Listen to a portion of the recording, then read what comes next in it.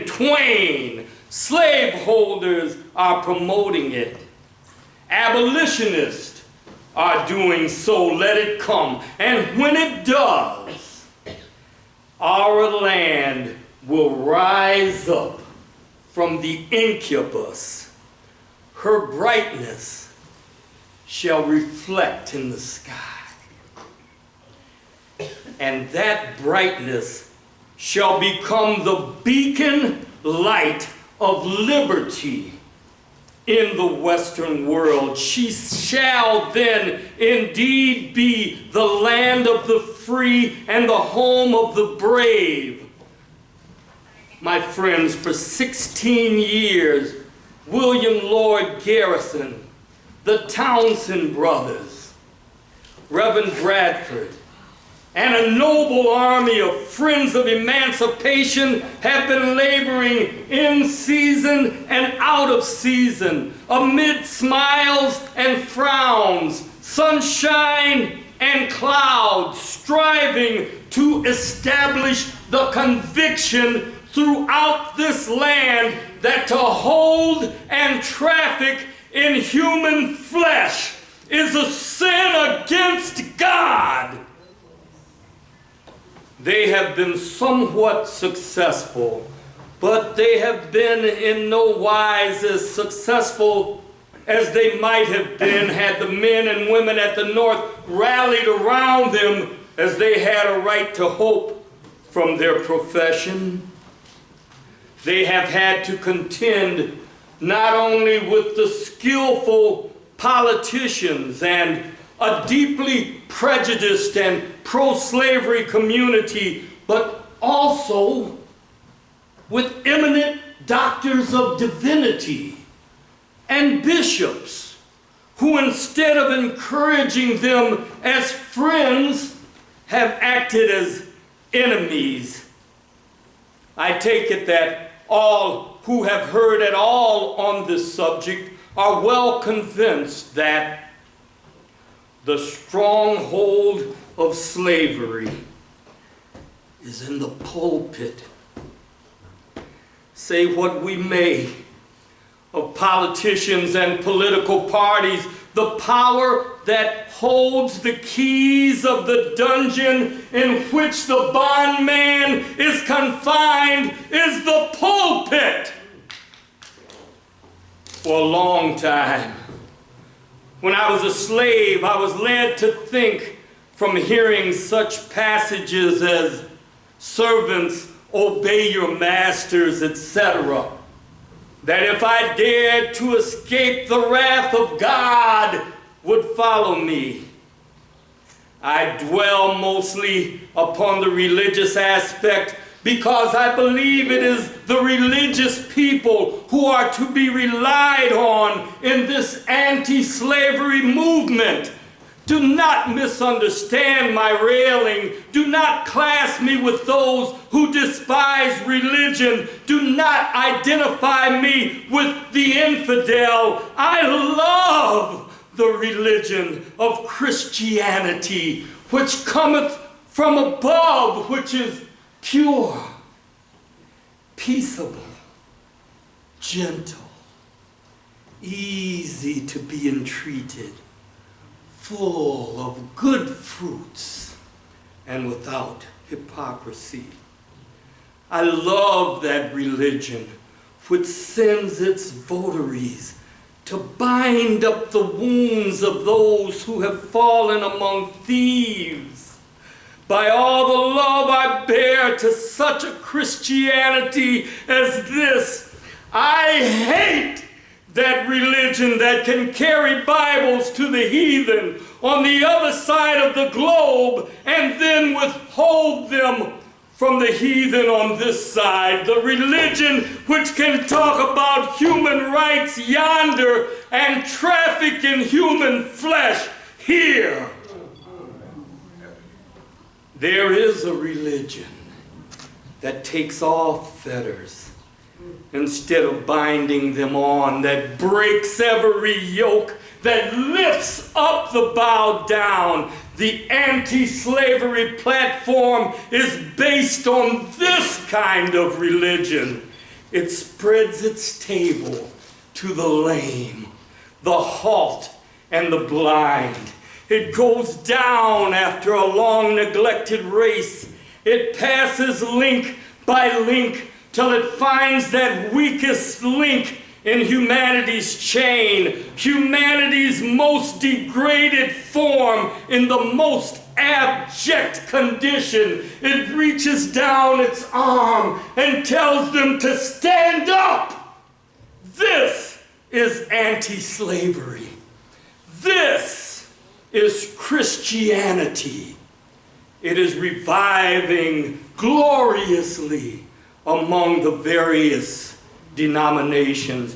It is threatening to supersede those old forms of religion, having all the love of God and none of man in it.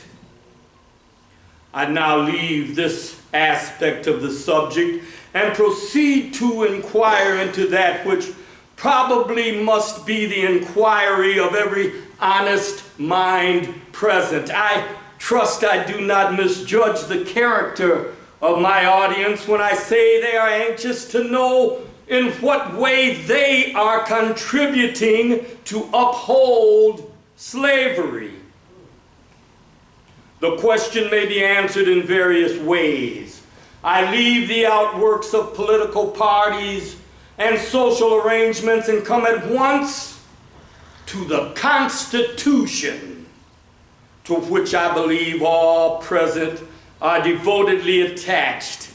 I will not say all, for I believe I know some who are present that may be disposed to admire some of the beautiful truths set forth in that document, but recognize its pro-slavery features and are ready to form a republic in which there shall be neither tyrant or slave. I am a lover of the foundation of the United States and the true intention of the Constitution, the natural rights principles epitomized in the Declaration of Independence are universally and permanently true. The everlasting glory of America's founding lies in its dedication to those principles, and the salvation of this nation depends on its rededication to them. The present day political interpretation of the Constitution I hold to be radically and essentially slave-holding, in that it provides the physical and numerical power of the nation to keep the slave in his chains by promising that that power shall be used in any emergency and brought to bear upon the slave to crush him in obedience to his master. The language of the Constitution is you shall be a slave or die. We know it as such. And knowing it, we are not disposed to have part nor lot with that Constitution. In the clause concerning fugitives, this whole country is one vast hunting ground from Texas to Maine.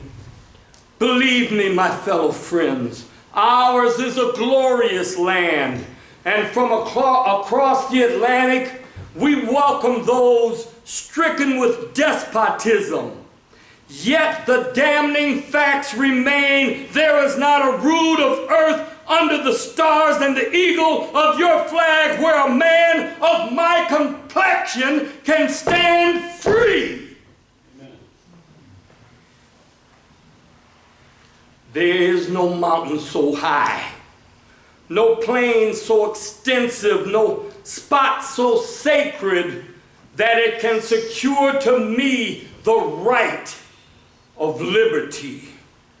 Wherever waves the star-spangled banner, there the bondman may be arrested and hurried back to the jaws of slavery. This is your land of the free, your home of the brave.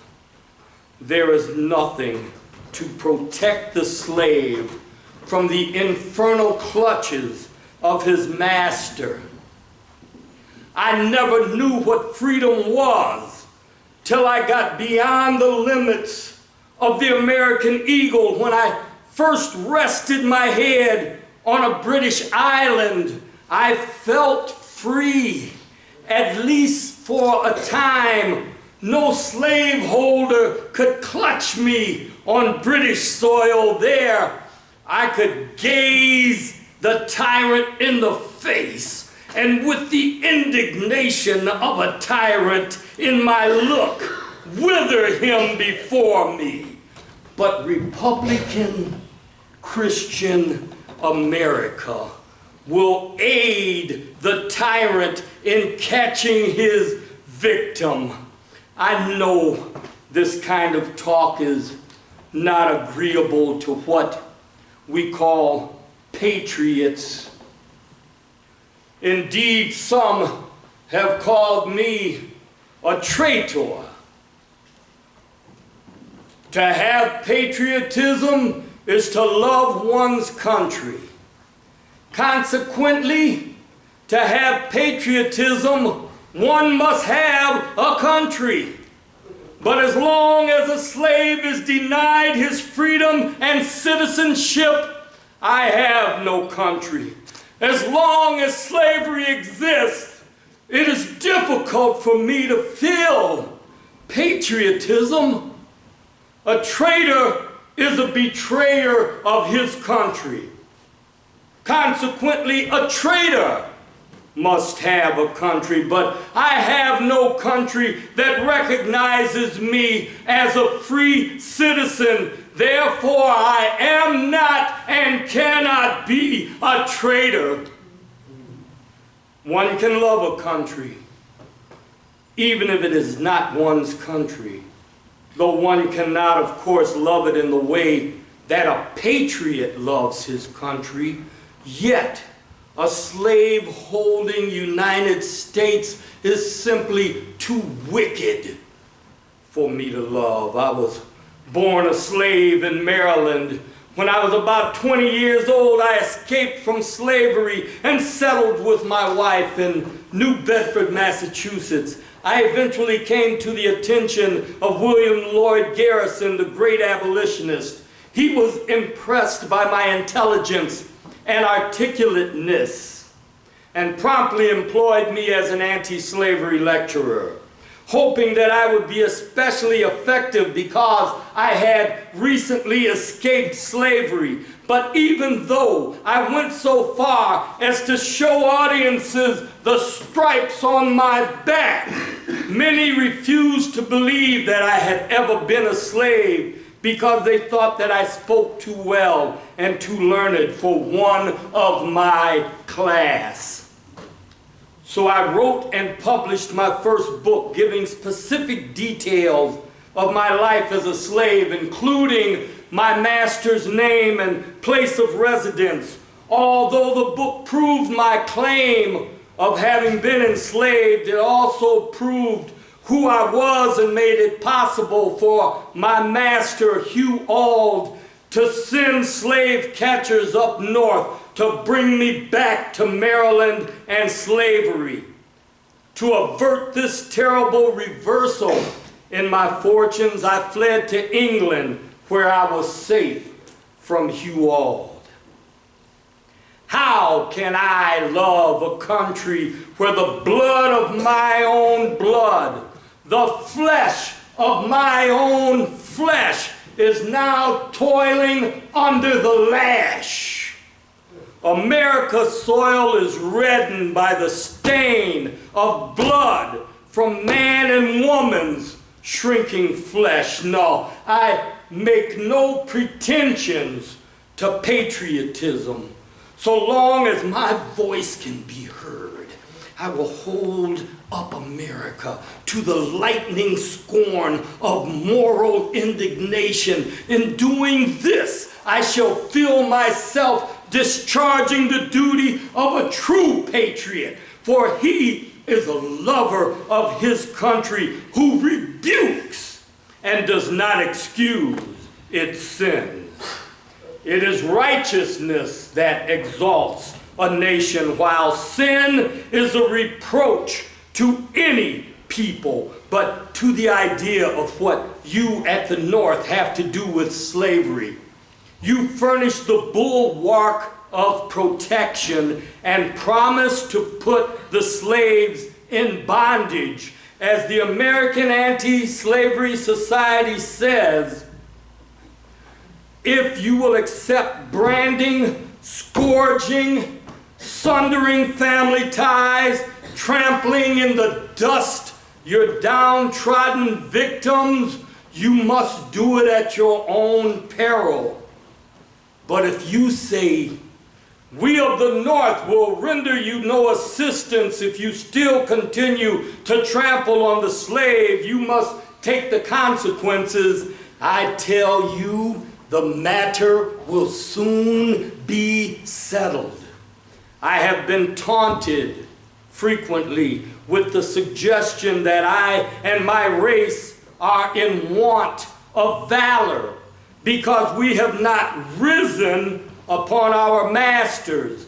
It is adding insult to injury to say this. You belong to 17 million.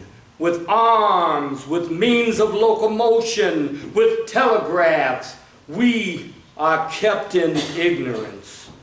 3 million against 17. You taunt us with not being able to rescue ourselves from